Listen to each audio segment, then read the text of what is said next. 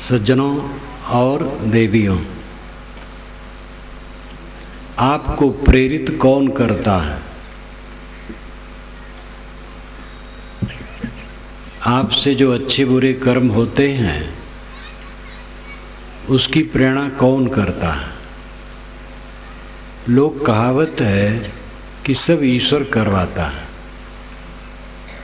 किताबों में ऐसा लिखा भी है, पंडित महात्मा कहते भी हैं, तो आम जनता भी उसी को दोहराती है। लेकिन किताबों में ऐसा भी लिखा है कि जीव स्वतंत्र है, जैसा वो चाहता है वैसा करता है। दोनों में आपको निर्क्षीर विवेक करना पड़ेगा कि दोनों कथन में सत कथन कौन है। गोस्वामी जी कहते ना काहोई कोई सुख दुख दाता, निजकृत कर्म भोग सुन भ्राता। और ये भी कहते सबही नचावत राम गोसाई। अब ये दोनों में आपको निर्णय करना पड़ेगा कि सत्य क्या है। राम गोसाई सबको नचाते हैं कि सब लोग अपनी गलती से नाचते हैं? दोनों में सच क्या है? मैं तो इस पक्ष में नहीं हूं कि राम गोसाई किसी को नचाते। राम को का दोष कुछ नहीं। आप तम्बाकू खाते हैं तो राम ने खिलाया है? शराब पी करके कोई नाली में गिरा है, इसमें राम का क्या दोष है? किसी की लड़की को ले करके कोई लड़का भाग गया है तो राम ने ऐसा करवा दिया है? बड़े बड़े घूस लिए जाते हैं, छोटे घूस बड़े घूस, मिलावटबाजी की जाती है। राजनेताओं में बड़े बड़े गबन भी होते हैं, करोड़ों करोड़ों अरबों अरबों का गबन। कहा जाता है, एक बार गत वर्ष में मुझे छत्तीसगढ़ में बताया गया कि बस्तर क्षेत्र में हीरे हैं। अगर उसका सही उपयोग हो तो भारत में सबसे संपन्न प्रदेश छत्तीसगढ़ हो जाएगा। लेकिन संदेह है नेताओं के कारण ये गोलमाल करेंगे, तो उसको तो उसमें मेरी कोई गति नहीं है, मैं उसमें विशेष क्या समझ सकता हूँ। लेकिन अखबारों में जो छापा जाता है और रेडियो से भी जो प्रसारण होता है, उन दोनों बातों को आप लोगों से सुन करके मैं भी जानता हूँ। न तो मैं अखबार ज़्यादा पढ़ पाता हूँ, ज़्यादा क्या नहीं के बराबर, न टीवी देख पाता हूँ और ना ये संदेश सुन पाता हूँ। आप लोगों से सब सुनता हूँ, उतने में मन छक जाता है। ऐसी ऐसी बेईमानी बदमाशी दुनिया में चलती है। उपासना गृह है और उसमें असलाह इकट्ठा किया जाता है, अस्त्र शस्त्र। ऐसे भी उपासना गृह हैं जहाँ और कुकर्म होता है। सब उपासना गृह में नहीं होता है, लेकिन ऐसे भी उपासना गृह हैं जहाँ और भी कुकर्म होता है, हत्याएं होती हैं। तो ये सब राम करवाता है? राम ऐसा क्यों करवाएगा? राम खुराफाती है कि सज्जन है? खुराफाती होने की कोई बात ही नहीं है। वो सज्जनता से भी उसमें ऊंचे गुण हैं, तो ये सब कैसे करवाएगा? अब अगर ईश्वर ही आपको प्रेरित करके काम करवाता है तो आप निर्दोष हैं, तो आपको सुख दुख कैसे होते हैं? कहते ईश्वर की इच्छा के बिना तृण नहीं हिलता है। और ये बात लगती है कि भक्ति निचोड़ करके कह दी गई। वाह, क्या पूछना! महाराज ने कहा कि भगवान की इच्छा के बिना तृण नहीं हिलता, एकदम भक्ति को निचोड़ करके कह दिया। भावुकता में इस बात को दोहरा दिया गया। लेकिन ईश्वर की इच्छा के बिना तृण नहीं हिलता। तो साल 2 साल के पूर्व बॉम्बे में ट्रेन में विस्फोट एक साथ कई जगह किया गया था आतंकवादियों द्वारा, और बहुत निरपराध लोग सब मारे गए और धन जन का नाश हुआ। ईश्वर की इच्छा के बिना जब तृण नहीं हिलता है तो बम कैसे विस्फोट हुए होंगे। आजकल तो आतंकवाद बढ़ता चला जा रहा है, हर जगह उपद्रव, बस्तर क्षेत्र में इसका बहुत बोलबाला हो गया है, अनेक प्रदेशों में बढ़ रहा है। ये सब ईश्वर करवा रहा है।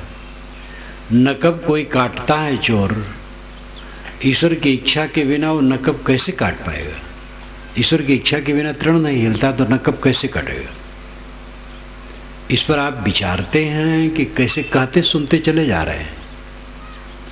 किताबों में बहुत ऐसी बातें लिखी हैं जो अनर्गल हैं, अशुद्ध हैं, असत्य हैं, और ऐसी भी लिखी है जो सत्य हैं, यथार्थ है। इसलिए नीर छीर विवेक करना आपका काम है। कोई पुस्तक इसलिए न मानो कि वो पुरानी है, इसलिए न मानो कि प्रसिद्ध है, इसलिए न मानो कि वो बहुत बड़े पुरुष का लिखा संवाद है, इसलिए भी मत मानो कि उसको मानने वाले करोड़ों लोग हैं। किंतु विचार करो कि है क्या। एक बार एक संत ने मुझसे कहा था, महाराज आप अमुक शास्त्र को नहीं मानते हैं। मैंने कहा आप ये मत कहिए मानते हैं कि नहीं मानते, बात बताइए कि बात क्या है। उस बात पर विचार किया जाएगा। किसी शास्त्र में कुछ बात सत्य होने से सब सत्य नहीं हो सकती है, और कुछ गलत होने से सब गलत नहीं हो सकती है। सारे शास्त्र के रचयिता मनुष्य हैं। ये भी झांसा है कि भगवान का बनाया है, ईश्वर का बनाया है, आकाश से आया है। ये बात दादागिरी के लिए है।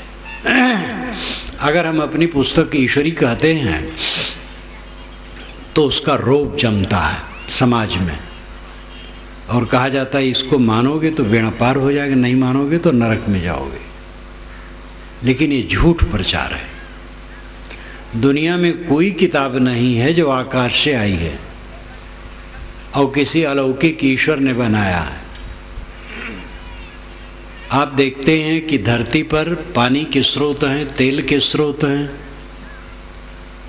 रत्नों की खान है, पत्थर कोयले चूने की खान है, लेकिन ज्ञान की खान और स्रोत कहीं है, ये कहीं पता नहीं लगता है। ज्ञान की खान, ज्ञान का स्रोत मनुष्य। कहते ईश्वर की बनाई किताब है, उसमें यथार्थ है, मनुष्य की बनाई किताब यथार्थ नहीं है। यही गलत है कि ईश्वर की बनाई किताब है, सारी किताब मनुष्य की है। पहले ये बताओ ईश्वर है कहाँ, कहाँ बैठ के लिखता है। ईश्वर हाथ पैर के बिना है, निराकार है, निर्गुण है, कैसी किताब लिखेगा। और कितनी किताबें हैं जिसको सब मानते हैं हम, अपने अपने पंथ वाले हमारी किताब ईश्वर की है। तो एक रूपता होनी चाहिए, अथवा ईश्वर को कह देना चाहिए कि सारी किताबें मेरी हैं और मैंने इस देश और काल के लिए किताब बनाई, इस देश काल के लिए किताब बनाई। लेकिन तथ्य यह है कि सारी किताबें मनुष्य की बनाई हैं, सारे ज्ञान विज्ञान मनुष्य के शोधन हैं। जहाँ तक ज्ञान कला है मनुष्य की विशेषता है। मनुष्य से बढ़ करके ज्ञान की खान, ज्ञान का स्रोत कहीं नहीं, बढ़ करके क्या उसके समान भी नहीं। अन्य जानवर में भी ज्ञान है, लेकिन वो केवल पेट व्यवहार के लिए। मनुष्य के अलावा जितने प्राणी हैं उनमें भी ज्ञान है, अपने खाने पीने, बच्चा पैदा करने, उनको पाल पोस लेने, ये सब का ज्ञान है। आगे ज्ञान उनको नहीं। मनुष्य को सर्वाधिक ज्ञान है, इसलिए सारी किताबें मनुष्य की बनाई हैं। अगर कोई किताब आकाशी होती तो उसी को सब मान लेते। हमारे लोकसभा भवन से, दिल्ली से जो कानून बनता है पूरे भारत में मान्य होता है, कोई इसको टाल नहीं सकता है। ईश्वर के कानून को कौन टाल सकता है? लेकिन कोई किताब ऐसी सर्वमान्य नहीं है। इसलिए सभी किताबों का आदर करो और सभी किताबों से सत्य लो, असत्य छोड़ो। युक्ति और प्रमाण के सहित वस्तु को मानो। युक्ति उसमें श्रेष्ठ है, प्रमाण पीछे है। विवेक करो। जैसे ईश्वर अंश जीव अविनाशी, चेतन अमल साथ सुख राशि। जीव ईश्वर का अंश है, चेतन है, अमल है, सुख की राशि है। एक कथन है।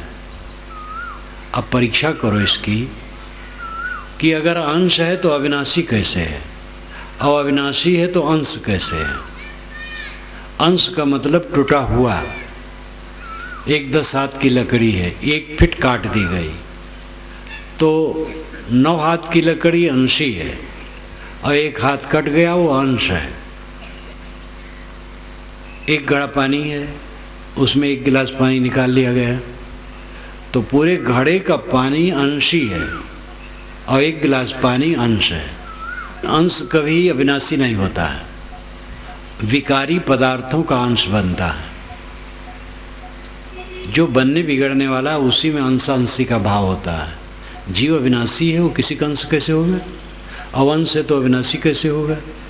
अगर ईश्वर अंशी है और टूट टूट करके जीव बनता है तो ईश्वर खो जाएगा। इसलिए अंशांशी भाव काल्पनिक है। वैष्णव ही सब इसको नहीं मानते हैं। जो वैष्णव विशिष्टाद्वैतवादी हैं वे मानते हैं, द्वैतवादी नहीं मानते। अनेक शाखा वाले नहीं मानते हैं, वो कहते जीव भी अविनाशी, ईश्वर भी अविनाशी है, अंश कैसे हो जाएगा? इसलिए जीव ईश्वर का अंश है, एक शाखा की मान्यता है, सबकी नहीं है। और युक्ति से तो बिल्कुल निरर्थक है। अंश होगा अविनाशी होगा ही नहीं, अविनाशी होगा अंश होगा ही नहीं। और इस पर जब से मुझे सूझ हुई है सन 1950-51 से, तब से आज तक मैं खोजता हूँ। करीब करीब 57 वर्ष हो गए कि कोई वस्तु मुझे मिले, समझ में आवे कि अंश भी है और अविनाशी भी है तो इसको मैं मान लूँ। आज तक कोई उदाहरण ऐसा नहीं मिला।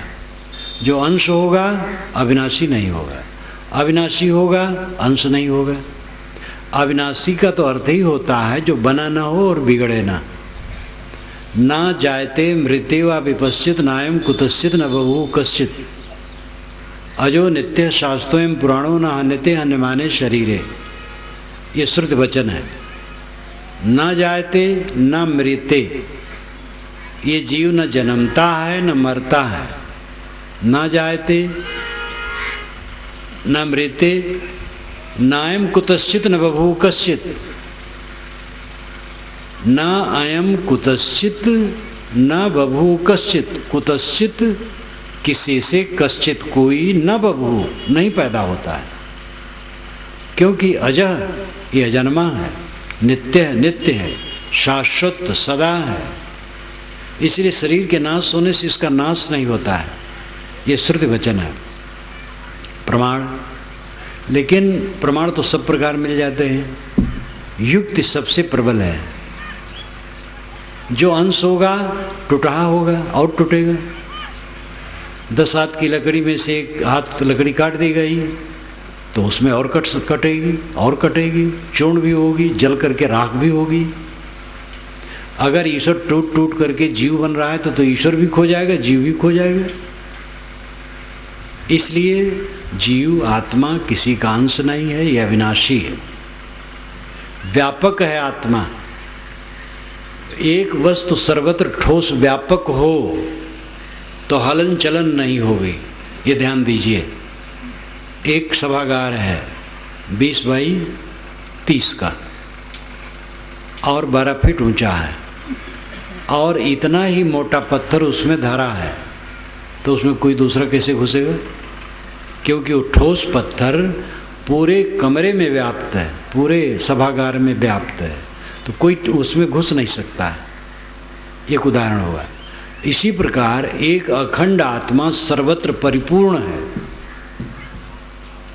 तो अखंड है और सर्वत्र है, तो हलचल कैसे होती, गमनागमन कैसे होता है? आदमी सब आ रहे हैं, जा रहे हैं, हवा वस्तुओं को उड़ा रही है, ट्रेनें चल रही हैं, हवाई जहाज चल रही है, ये तमाम गतिविधियां हो रही हैं, निर्माण विनाश हो रहा है। एक अखंड व्याप्त में ये सब कैसे संभव है? एक अखंड व्याप्त होने से तो कुछ अस्फूर्ण गति कुछ होगा ही नहीं। इसलिए आत्मा व्यापक है, ये महिमा परक है। व्यापक है यानी शक्तिशाली है, महान है। जैसे लोग कहते महात्मा गांधी का व्यक्तित्व व्यापक था, तो इसका मतलब नहीं है कि महात्मा गांधी का शरीर पूरी दुनिया में भरा था, यानी विशाल व्यक्तित्व के थे, महान थे। तो आत्मा व्यापक है का अर्थ है वो शक्तिशाली है, और कोई वस्तु व्यापक नहीं है, सब अलग अलग हैं। आत्मा एक नहीं है, अनेक है। ये भी कहा जाता है आत्मा एक है। एक का बोध जब हो गया तब कल्याण होता है। तो एक का बोध का अर्थ है कि मैं एक हूँ, अकेला हूँ, और जब वासना का त्याग किया तो अकेला रह गया। ये बोध हो जाए कि सारा संबंध माइक है, मायामय है, और सबको छोड़ देने के बाद शेष रह जाता है ये जो कुल दिखाई देता है माया है, जो बने और बिगड़े वो माया है, पांचों विषय माया है, पांचों ज्ञानेंद्रियों से जो प्रतीत हो माया है। और इसी में हम अपने को खोते हैं। इनको देखकर, सुनकर, छूकर, सोचकर दिमाग उसी में खराब किए रहते हैं, और ये कुछ रहने वाला किसी का नहीं। हमारे बाबे दादे का नहीं रहा, बटोरते बटोरते सब चले गए खाली। जिंदगी भर बटोरने में लगता है और छोड़ने में 1 सेकंड का झटका। जीवन भर बटोरा और 1 सेकंड में झटका आया, गिरा, खत्म हो गया। सारी माया औपाधिक है, संयोगिक है, स्वाभाविक और सत नहीं है। आत्मा स्वाभाविक और सत है, अकेला है। आप गाढ़ी नींद में अकेले होते हैं, वहाँ और कौन होता है? जो जागृत अवस्था ही में अकेले में स्थित हो जाता है वो मोक्ष प्राप्त करता है। सुसुप्ति का अर्थ ही होता है अपने को पाना। सुसुप्ति में 2 पद है, सुसुप्ति शब्द में, स्व अपीति। सुसुप्ति स्वनाम खुद, अपीत नाम पाना। खुद को पाना सुसुप्ति है। जागृत अवस्था में हम प्रपंच को प्राप्त होते हैं, स्वप्न अवस्था में प्रपंच के प्रतिबिंबों को प्राप्त होते हैं, आभास को, और गाढ़ी नींद में, सुसुप्ति में हम अपने को प्राप्त होते हैं, आत्मा को। इसीलिए गाढ़ी नींद में महा आनंद होता है। और कोई जागते जागते अगर संकल्पों को शांत करके स्थित हो गया, फिर क्या पूछना है? गाढ़ी नींद का सुख तो अवस्था जन्य है, इसलिए नींद खुलते ही फिर दुख शुरू हो जाता है। और जो जागृत अवस्था में संकल्पों को शांत करके स्थित हो गया तो परमानंद है। और ऐसी शक्ति उसको प्राप्त हो जाती है कि चलते फिरते सब कुछ को अपने से अलग समझता है। अद्वैत का ज्ञान, अकेले का ज्ञान। आत्मा केवल है, अद्वैत है, अकेला है। ये नहीं कि सब आत्मा और जड़ चेतन मिला के अद्वैत। जड़ अलग है, चेतन अलग है। 2 आदमी विवाद करते हुए कबीर साहब के पास आए। एक ने कहा, देखो साहब, ये कहते हैं कि आत्मा एक है, सत्ता केवल एक है, 2 नहीं है। दूसरे ने कहा, देखो साहब, ये कहते हैं सत्ता एक नहीं अनेक है। कबीर साहब ने कहा, दोनों ठीक कहते हो। दोनों ने कहा, दोनों कैसे ठीक होगा? एक ठीक होगा, एक गलत होगा। साहब ने कहा, नहीं, दोनों ठीक है। तो उन्होंने समझाया। समझाने के बाद उन्होंने एक साखी बनाई। वह आशु कवि थे, तुरंत कविता तैयार हो जाती थी। उन्होंने कहा, ये बीजक में है ये साखी। एक कहो तो है नहीं, दोय कहों तो गारी, है जैसा रहे तैसा, कहें कबीर विचारी। अगर एक कहूँ तो एक है नहीं। देखो इतने लोग बैठे, एक कहाँ है? एक होता तो उपदेश होता। जो एक ब्रह्म का उपदेश करते हैं वे स्वयं विश्वास करते हैं दूसरा है तब उपदेश करते हैं। एक ब्रह्म का उपदेश दुनिया में होता है जहाँ नाना है, असंख्य है। इसलिए एक नहीं है, अनेक हैं। हम सब अनेक हैं, अलग अलग हैं। जीव अनेक हैं और जड़ तत्व भी अनेक हैं। और एक जड़ तत्व में असंख्य कण हैं, परमाणु हैं, इलेक्ट्रॉन प्रोटॉन हैं। तो एक कहाँ है? नाना है। लेकिन जब साधक संकल्प को त्याग करके आत्मस्थ हो गया, आत्मलीन हो गया, वहाँ द्वैत कहाँ है? संकल्पों से जगत हमारे सामने होता है। संकल्प शांत हुए, जगत शांत हो गया। आंखें हमने खोली तो रूप दिखाई दिए, आंखें बंद हो गई तो रूप गायब। रूप जहाँ है तहाँ है, हमसे मतलब नहीं। शब्द हमें सुनाई देते हैं, कान बंद कर लिए, शब्द से संबंध कट गए। गंध आती है, नाक में रुई भर लिए, गंध से कट गया संबंध। किसी चीज़ को छूते नहीं, स्पर्श से संबंध कट गया। कान में रुई भर ली, कुछ नहीं सुनते, शब्द से संबंध कट गया। और जब मन को समेट लिए, अंतर्मुख कर लिए, तो संसार से संबंध कट गए। 5 ज्ञानेंद्रिय और मन, इसको जिसने समेट लिया, संसार से संबंध कट गया। तब केवल रह गया, अकेला। और वहां पर और कुछ नहीं। इसी को साहब ने कहा, समझ बूझ जड़ हो रहे, बल तज निर्बल होए, कहें कबीरता संत का पला न पकड़े कोय। समझ बूझ के जड़ हो गया, अनाड़ी बन गया, और बल त्याग करके निर्बल हो गया। अगर मुक्ति चाहो तो जानबूझ करके अज्ञानी बन जाओ, और सारे बल का अहंकार छोड़ करके निर्मानी बन जाओ। पहले जानबूझ लो, तब अज्ञानी बनो, अनाड़ी बनो। यहाँ अज्ञानी मतलब मूर्ख नहीं। देखते हुए न देखना, सुनते हुए न सुनना, जानते हुए न जानना, व्यवहार करते हुए भी उससे निष्प्रेय। कर्म करे और है अकर्मी, ऐसी युक्ति बतावे। संतोषो सदगुरु मोहि भावे, जो आवागमन मिटावे।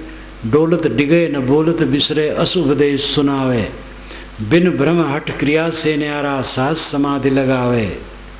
कान न मूदे, आँख न मूदे, ना अनहद ठहरावे। ये मन जहाँ जाए तहाँ निर्भय समता से ठहरावे। कर्म करे और रहे अकर्मी, ऐसी युक्ति बतावे। सदा आनंद फंद से न्यारा, भोग में योग सिखावे। तज धरती आकाश अधर में, प्रेम मड़ैया छावे। ज्ञान सरोवर शून्य शिला पर, आसन अचल जमावे। कहें कबीर सो सदगुरु साचा, घट में अलख लखावे। बहुत मार्मिक शब्द है। उसी में ये पंक्ति आती है, कर्म करे और है अकर्मी। देखते हुए नहीं देखता, सुनते हुए नहीं सुनता, जानते हुए नहीं जानता, मन को समेट लिया। आज तक देखते सुनते जानते हुए हमें केवल दुख मिला है, संताप मिला है, पीड़ा मिली है। अब देखना सुनना जानना बंद, आत्मस्थ हो गया। ये अंतिम समाधि की बात है। चश्म बंदो, गोश बंदो, लभ्य बंद, गर्नवीनी, सर्रेहक, बर्मन बखंद। आंखें बंद कर लो, कानों को बंद कर लो, ओठों को बंद कर लो। इतने पर सत्य के दर्शन न हो तो मेरा मजाक उड़ाना, अपने में लौट आना, अपने में सिमट जाना। अंधत्वम, पंगुत्तम, मूकत्वम, ज्ञानियों ने अपने अपने ढंग से कहा है। अंधत्वम, आंधे हो जाओ। मूकत्वम, मूक हो जाओ, मौन हो जाओ। पंगुत्तम, चलना फिरना बंद कर दो। यहाँ तक कहा मर जाओ। मर जाने का मतलब क्या है? अहंकार को शांत कर देना। ये सबके लाक्षणिक करता है। आप घर में गए, आपकी श्रीमती ने गर्म बोल दिया, आप चुप रहे, यही मर जाना हुआ। आप मर गए, बस शांत। अब आप भी आग उगल दिए तो लड़ाई शुरू।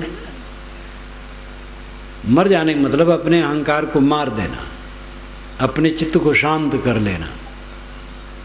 बिना अपने को समेटे वो दशा नहीं आएगी। अपने को समेट लिया तो आत्मा अकेला रह गया। इंद्रिय और मन द्वारा जगत से हम जुड़ते हैं। इंद्रिय और मन का व्यापार शांत हुआ, जगत से हमारा संबंध कट गया। रोज रोज हम 8 घंटे 6 घंटे जगत से संबंध तोड़ के रहते हैं गाढ़ी नींद में, सुसुप्ति में। लोग 6 घंटे सोते हैं, कुछ लोग 8 घंटे भी सोते हैं। जब हम गाढ़ी नींद में रहते हैं, जगत कहाँ रहता हमारे लिए? जो जागृत अवस्था में रह करके अपने मन को समेट लिया, अद्वैत हो गया, अकेला हो गया। मन से जगत का संबंध होने पर द्वैत खड़ा होता है। इंद्रियों के द्वारा हम जगत को जानते हैं।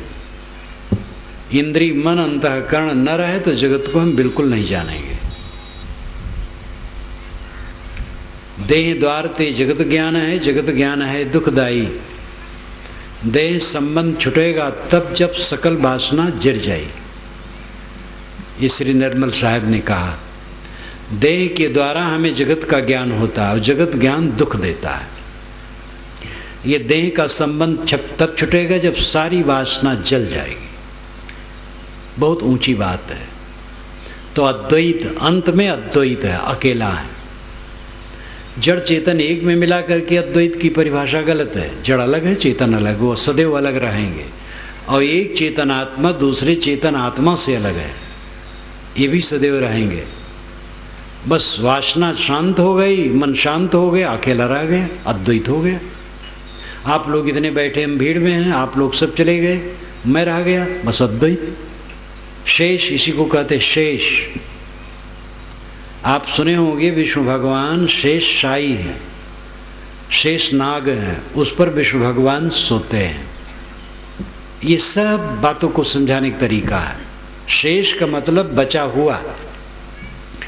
किसी संख्या में भाग करने पर जब तक संख्या रहती है भाग होता है, जब सिंगल रह जाता है तो शेष रह जाता है। सारे विचारों को छोड़ते छोड़ते सारे विचार शांत हो गए तो आत्मा शेष रह गया। आत्मा शेष रह गया, बस वही शेष है। और इस शेष में जो स्थित है वो विष्णु भगवान है। शेष अवस्था में जो शांत है वो विष्णु भगवान है। इसी को सूफी संत, मुस्लिम संत बका कहते हैं। बका, बाकी, बचा हुआ। सारा मोह, सारा विकार, सारा मनोभाव छोड़ दिया तो बाकी अपने आप रह गया, बका। हम लोग संस्कृत में शेष कहते हैं, वो अरबी में बका कहते हैं। लेकिन तथ्य एक है, उसमें कुछ पाया नहीं जाता है, खोया जाता है। एक महात्मा कुछ दिन के लिए एकांत साधना किए।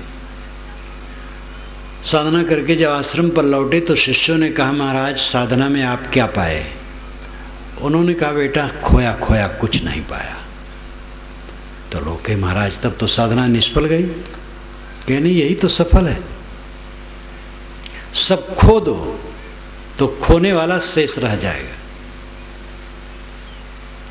उपाधि भेदात स्वयमेव विद्यते, उपाधि पोहे स्वयमेव केवलः। ये स्वामी शंकराचार्य कहते हैं। जोड़ जोड़ करके हम स्वयं छिन्न भिन्न हैं और सारा जोड़ना खत्म हो गया परमानंद में।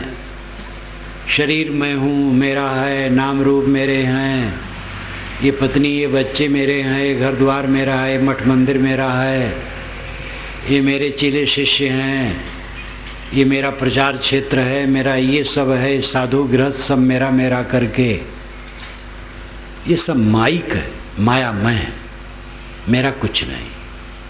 अगर अभिलाष की निंदा होती है तो मेरी निंदा उसमें नहीं है, और अभिलाष की प्रशंसा होती तो मेरी प्रशंसा नहीं, क्योंकि अभिलाष मैं नहीं हूँ। अभिलाष एक काल्पनिक शब्द है।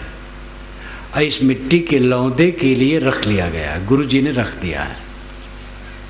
तो अगर अभिलाष को गाली मिलती है तो देव को गाली मिलती है और प्रशंसा मिलती है तो इसी के नाम रूप की प्रशंसा मिलती है। मेरी न प्रशंसा हो सकती है न निंदा हो सकती है, क्योंकि मैं देह नहीं हूँ, देह का नाम नहीं हूँ, इसका रूप नहीं हूँ, इसके गुणकर्म स्वभाव नहीं हूँ, इसकी विद्वता और योग्यता नहीं हूँ। ये सारी विद्वता योग्यता उपलब्धियाँ माइक हैं, माइक यानी माया मैं, क्योंकि सब परिवर्तनशील, सब परिवर्तनशील, पानी की धारा की तरह, पानी के बुलबुले की तरह बनते हैं फुटते हैं, बनते हैं फुटते हैं। इसमें सार सत्य क्या है?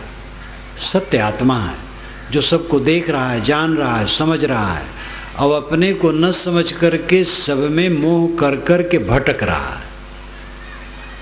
साधना यही है, सब में से अपने को निकाल लो। हमारी नींद खुलती है और दिन भर हम माया में वर्तमान करते हैं। देखना माया, सुनना माया, सोचना माया, बोलना माया, जो कुछ है सब माया। इसी माया में जीवन भर रहना पड़ता है। इसी माया में से माया में रह करके माया से अतीत होना है। नदी में नौका चलती है और नदी में डूबती है और नदी में तैरती है। पानी में ही नौका चलती है, तैरती है और डूबती भी है। संसार सागर में हम सब हैं, इसी में डूबना होता है, इसी में तैरना होता है। आदमी चाहे तो तैर जाए, जीवन भर इसी का व्यवहार करना होगा। जीवन मुक्त पुरुष को भी खाना पीना लेना देना बर्ताव करना पड़ता है। एक जीवन मुक्त संत है, ट्रेन पर बैठा, कंडक्टर आया, टिकट नहीं, पैसा नहीं, तो उतार देगा, न्याय यही उतार दे। और उसकी कृपा है कि छोड़ दे, साधु में जाने दो, तो उसकी कृपा है। लेकिन नीति की दृष्टि से अनीति है कि नीति यह है कि कोई भी बैठे टिकट कटा के बैठे। बस पर तो नहीं छोड़ सकते, ट्रेन पर तो लोग छोड़ भी सकते हैं, बस पर तो या तो उतरो या तो पैसा दो। जीवन मुक्त है, कोई कहे भाई ये तो बड़े संत है, जीवन मुक्त है। कंडक्टर कहेगा भैया तो इसमें हम क्या करें, हमें तो कोई हमारा जांच करने वाला पकड़ लेगा तो अभी हम ही जेल में जाएंगे। जीवन मुक्त है तो पैदल चले, बस पर बैठने की क्या जरूरत है। और बस पर बैठे तो टिकट कटावे, वो जीवन मुक्ति काम थोड़ी देगी। भूख लगी है तो जीवन मुक्त होने से भूख मर जाएगी। जीवन मुक्त को भी भूख लगेगी, ठंडी लगेगी, गर्मी लगेगी। इसी माया में सबको रह के वर्तमान करना पड़ता है और इसी माया को जीतना है। और ये काम कठिन और सरल दोनों है। कठिन इसलिए है कि हम लोग आदती हैं विषयों के, मान बढ़ाई के, पद प्रतिष्ठा के, अहंकारी और सकामी बने अनादि काल से कूड़े कचड़े में जी रहे हैं। वही कूड़ा कचड़ा अपना स्वभाव बन गया है, इसलिए उसको छोड़ना बड़ा कठिन लगता है। जब विवेक जगेगा और लगेगा सब झूठ है और सब मुझे काटने वाले और दुख देने वाले हैं, जब से आप देह धरे हैं दुख के सिवा क्या पाए, सोचो गंभीरता से। दुख, भय, परतंत्रता, परेशानी, उद्वेग, मानसिक उद्वेग, बाहरी उद्वेग, कलह, थोड़ी थोड़ी बातों को लेकर के लोग कलह करने वाले होते हैं। तनिक सी बात को ताड़ जैसा बना करके कलह करने वाले होते हैं। क्षमा, दया, शील, संयम बिरले बिरले में है। इस संसार में कलह है, राग द्वेष है और शारीरिक रोग व्याधि, भूख प्यास, शीत धूप, जीव जंतु कटहे, मच्छर तक परेशान कर देते हैं। बड़े से बड़े आदमी को मच्छर परेशान कर देते हैं। आपकी छत्तीसगढ़ी बोली में छुअत गुलगुल चेपटी, बाघ सिंह मिल रहा है, हाथी सो गड़बड़ करे, कौआ बिन बिन खाए। ये आप लोग तो जानते होंगे। वो किलना मुलायम मुलायम होता है, तो छुअत गुलगुल चेपटी, अगर छुओ तो गुलगुल कोमल कोमल, चेपटी चिपटा चिपटा होता है, छुअत गुलगुल चेपटी। लेकिन बाघ सिंह मिल रहा है, बाघ सिंह को भी उड़ उड़ करके काटता है। बाघ दूसरे जानवर को तो मार सकता, किलंग नहीं मार सकता। और हाथी सो गड़बड़ करे, हाथी के कान में घुस गया और काट रहा है, वो फटफट कर रहा है बेचारा। लेकिन कौवा बिन बिन खाए, कौवा उसको बीन बीन के खा लेता है। तो संसार में मच्छर भी परेशान करते हैं। हमें तो कई बार ऐसा अनुभव होता है, पहुँचे बस भक्त लोग तुरंत खूब पूजा आरती वंदना करने लगे। उसके पश्चात जब छुट्टी मिली तो गया बाथरूम में, वहाँ मच्छर नोच रहे। कोई भक्त हमारा वहाँ सहायक नहीं। अब मच्छर को भक्त क्या करेंगे बेचारे। ओ एक महात्मा एकांत में रहते थे, तो एक राजा मिलने गया। तो मिलने गया और जरा अहंकार से कहने लगा कि महाराज आपकी कृपा चाहिए, जो आज्ञा दीजिए, सेवा में हाजिर है। तो महात्मा विरक्त थे, एक साधारण जगह में रहते थे, वहाँ वो ले करके कुछ करते क्या कि भैया हमारा सब पूर्ण, कुछ चाहिए नहीं। कहीं नहीं महाराज कोई सेवा बताइए। तो उन्होंने कहा मक्खियाँ बहुत परेशान करती हैं। तो राजा ने कहा हुजूर उस पर तो मेरा कोई बस नहीं है। तो कहा जिसका बस मक्खी पर नहीं वो क्या करेगा। तो महात्मा लोग भी ऐसी चोट मारते हैं जिससे मनुष्य का अहंकार मिटे। तो किसी का कुछ है नहीं और जीवन भर दुख के अलावा किसी को कुछ मिलता नहीं है। जो सुखाभास होता वो भ्रम है। सबसे बड़ा सुखाभास काम भोग में लोगों को है और केवल भ्रम। उससे छीड़ता, मलिनता, वासना की वृद्धि, जन्म मरण की पुष्टि और क्या होता है। और जितने सुख मानते हो सब क्षणिक और दुख देने वाले। क्या मिलता है संसार में जब ये विवेक जगता है। सर्वमेव दुखम विवेकिनाः। विवेकवान जब सब कुछ को दुख रूप समझता है तब उसका चित्त निर्मल होता है। सुख मान करके बहता है, विषयों में सुख की कल्पना करके बहता है। जब दुख दर्शन होता है तो उससे वो रुकता है।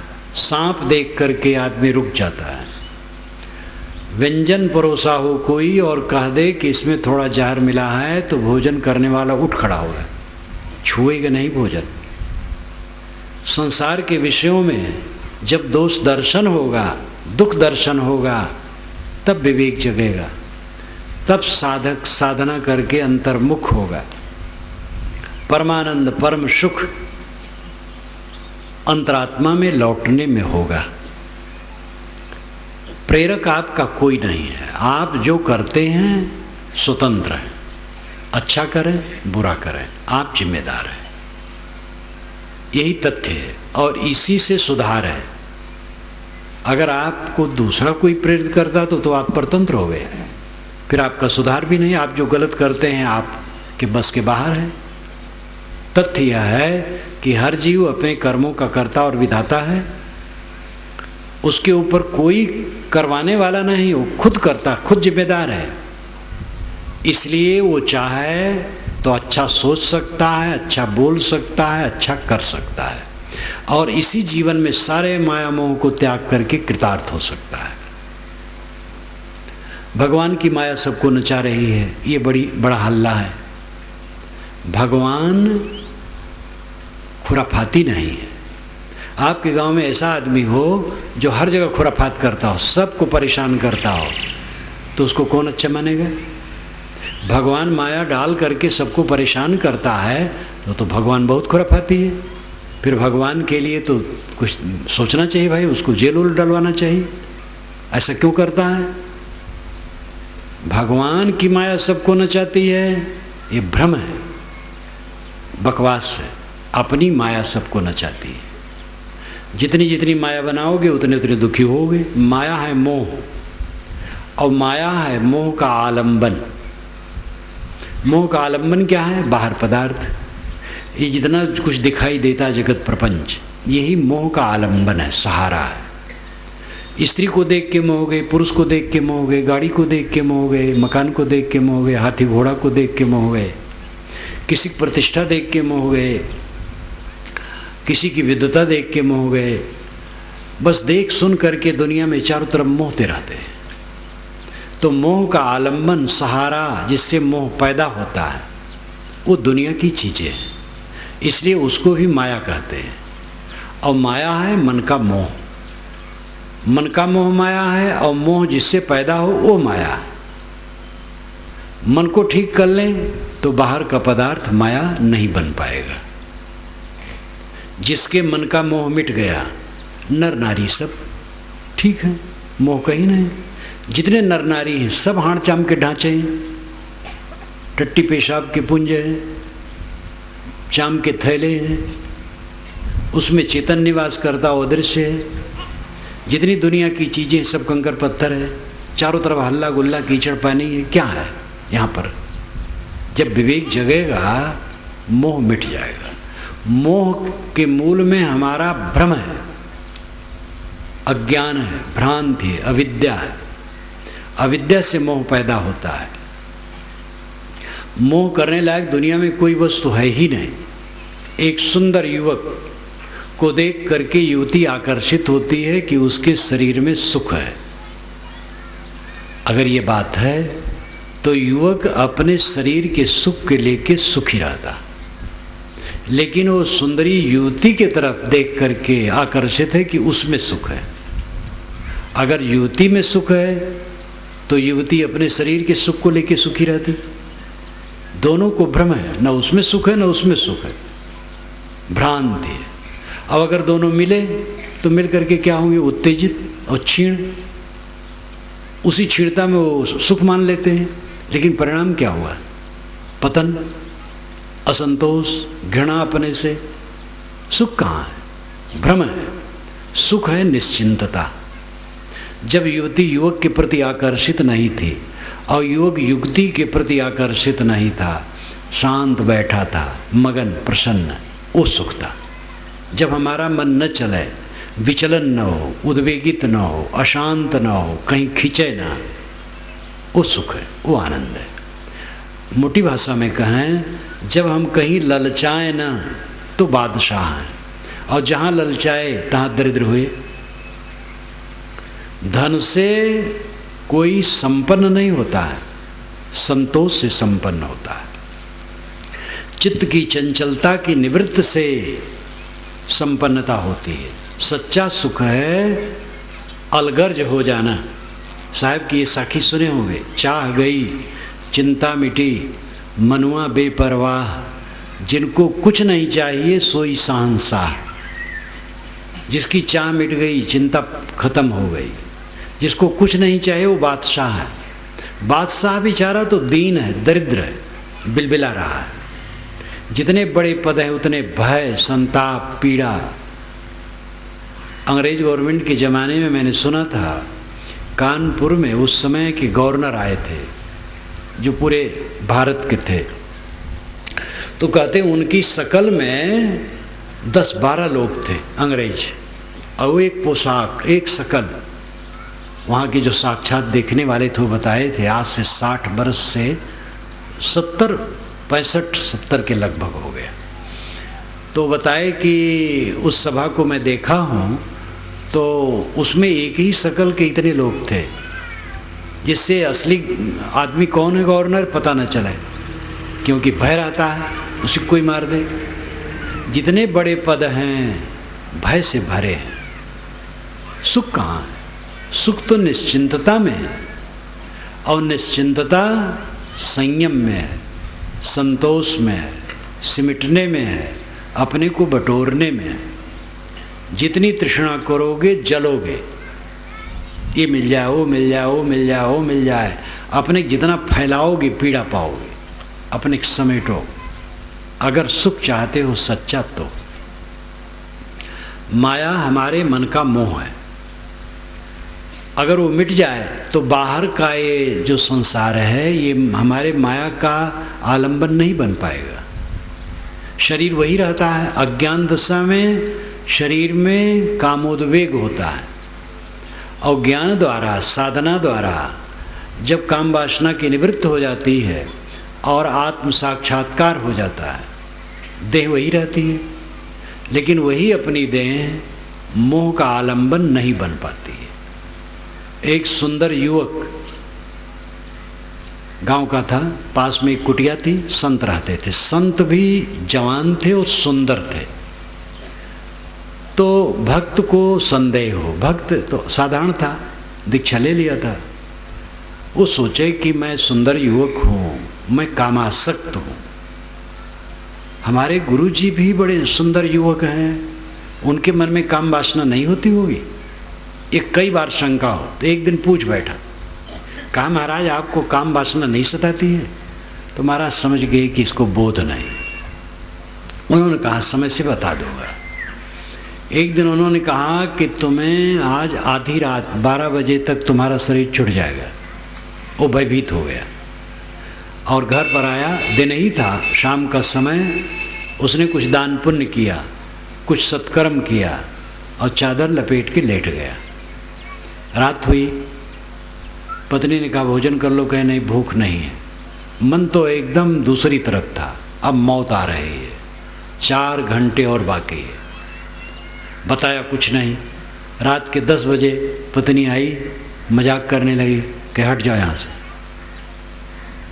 डांट दिया, उसको पता नहीं चला क्या मामला है, क्या खफा है।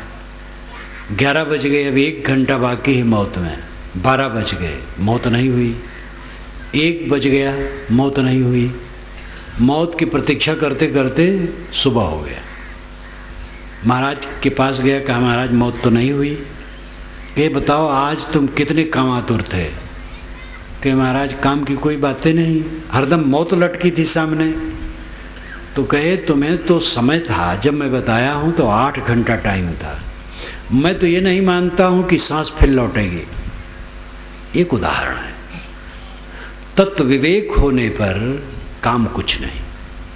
तत्व विवेक से ही काम वासना निवृत्त होती है और समस्त वासनाएं निवृत्त होती हैं। ये उम्र का महत्व इसमें नहीं है।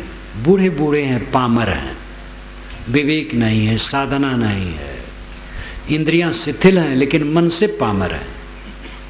और साधना में देखता हूँ ये जवान लोग ही साधु जितने होते हैं, करीब करीब जवान होते हैं।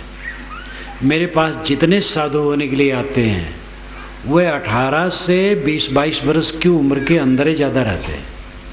मैं स्वयं 20 वर्ष की उम्र में निकला था। कोई कोई बुजुर्ग आते हैं, बाकी सब थोड़ी उम्र में आते हैं। अब कोई नहीं रह पाया, किसी से भूल हो गई, उसको प्रमाण न लो। प्रमाण तो उसका है कि जो साधना में चल रहा है। फल लगते हैं पेड़ में तो कुछ बौखला के गिर जाते हैं और कुछ पकते तक रहते हैं। हर दिशा में कच्चे पक्के हो जाते हैं। तो किसी से नहीं निभ सका, घर लौट आया, या त्रुटियां भी हो गई जो लोक मर्यादा विरुद्ध है, ऐसा भी हो गया। तो उसको उदाहरण के रूप में पेश मत करो। उदाहरण के रूप में पेश करने योग्य है जो साधना में तप रहे, उसमें भी उत्तम मध्यम कनिष्ठ हैं। उत्तम पुरुष हैं, मध्यम हैं, कनिष्ठ हैं, लेकिन कनिष्ठ भी बुरे नहीं हैं। जैसे पढ़ने वाले हैं 16वीं क्लास में, 15वीं में है, 10वीं में है, 8वीं में है, पहली क्लास में भी कोई है, तो कोई बुरा थोड़े है। पहली क्लास में है वो 16वीं में पहुँचेगा अगर पढ़ता रहेगा तो उत्तम मध्यम कनिष्ठ होना बुरा नहीं है, विपरीत होना बुरा है। कुछ साधक विपरीत भी हो जाते हैं, तो प्रमाण उनका नहीं है। प्रमाण है जो साधना में चले। काम, मोह, क्रोध, लोभ, ये सब अविद्या से उत्पन्न है और हमारी अविद्या से उत्पन्न है। हमें अपने स्वरूप का ज्ञान नहीं है। मैं देह नहीं हूँ, मन नहीं हूँ, प्राण नहीं हूँ। 5 कोशों में आत्मा बंद है। अन्न में, प्राण में, मनो में, विज्ञान में, आनंद में।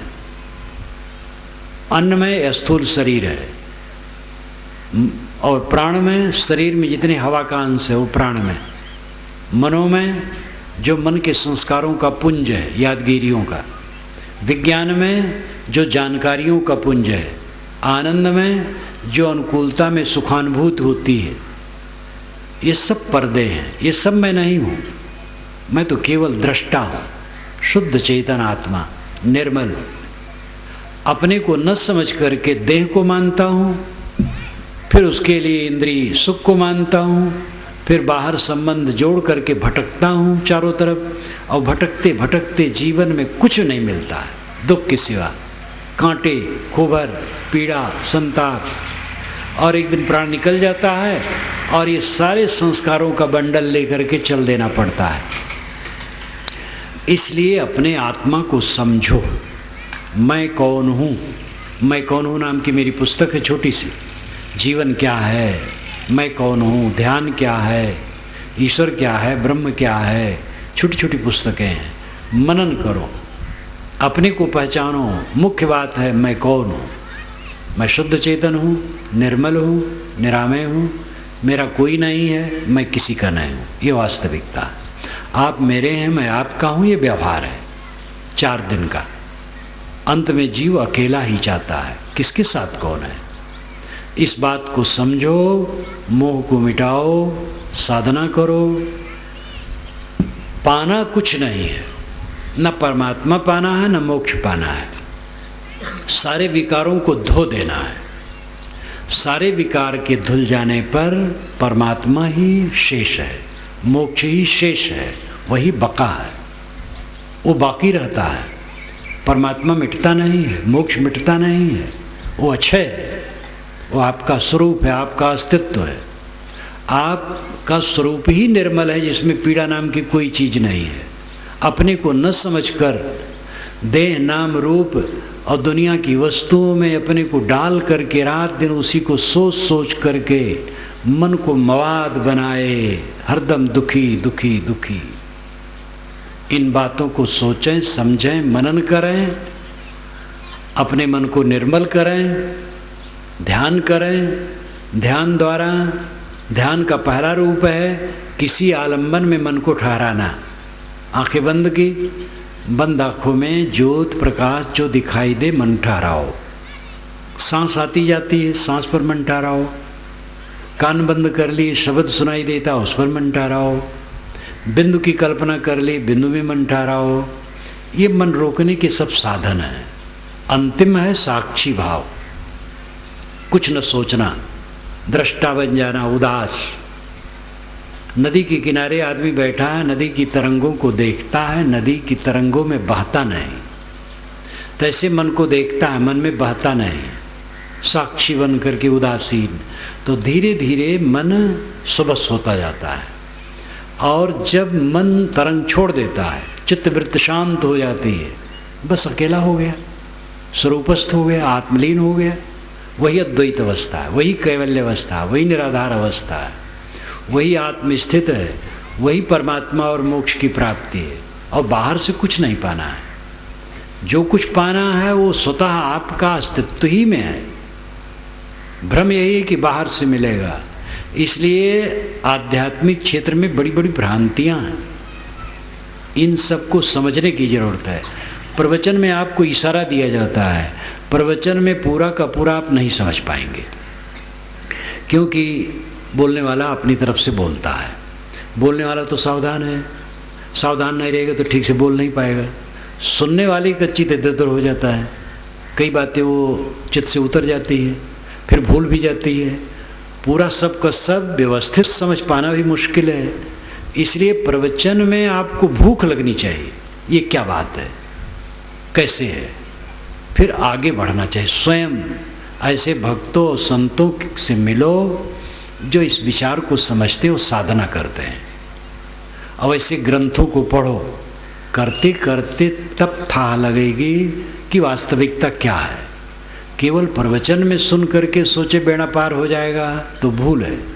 प्रवचन में तो आपको भूख जगाई जाती है कि आपके मन में भूख जगे और स्वयं उठ करके खड़े हो जाएं और विनम्रतापूर्वक, निर्वाणतापूर्वक, निष्पक्षतापूर्वक सत्य को समझें और अपने कल्याण साधना में लग जाएं। आपको धन्यवाद देते हुए मैं अपनी वाणी को विराम देता हूँ।